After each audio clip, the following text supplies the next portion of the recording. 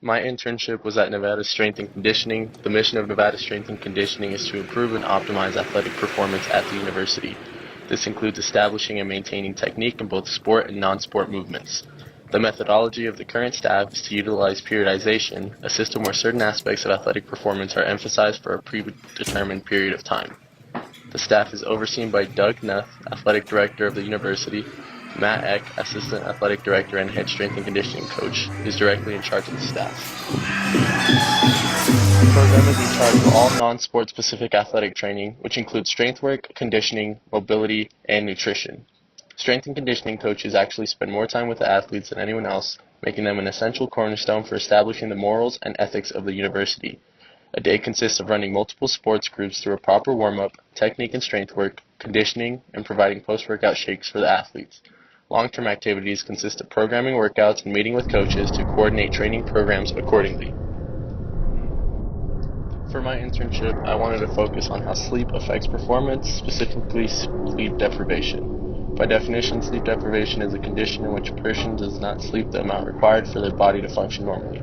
Current recommendations suggest that a person should sleep between 7 and 9 hours, with the national average sitting at 6.8 hours.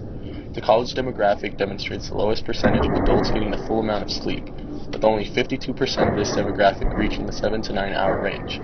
Current research demonstrates that sleep deprivation has a negative effect on mood, cognitive and motor function, even if the sleep deprivation is only an acute case. College athletes are especially susceptible to sleep deprivation, as not only do they have to handle the workload of a full-time college student, but they also have to adhere to the responsibility of their scholarship and their sport.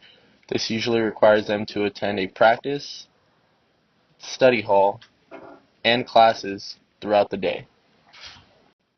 During the internship, I was able to find that athletes who slept less had lower expected performance outcomes than athletes who were able to get more sleep.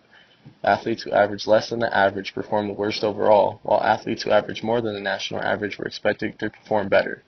Athletes who got more sleep also reported higher levels of satisfaction with their performance and were assessed to be happier overall. Recommendations for improvement of sleep discussed with the coaches in charge of the athletes included education on the importance of sleep and the benefit of rest, possible implementation of a mandatory curfew, and the adjustment of start times to allow athletes to sleep in later and start their workouts later in the day. This internship helped my community because the recommendations discussed previously could easily be applied in the general public, as cognitive function as well as motor function are essential daily activities necessary in order to be efficient and functional members of society. Let's go!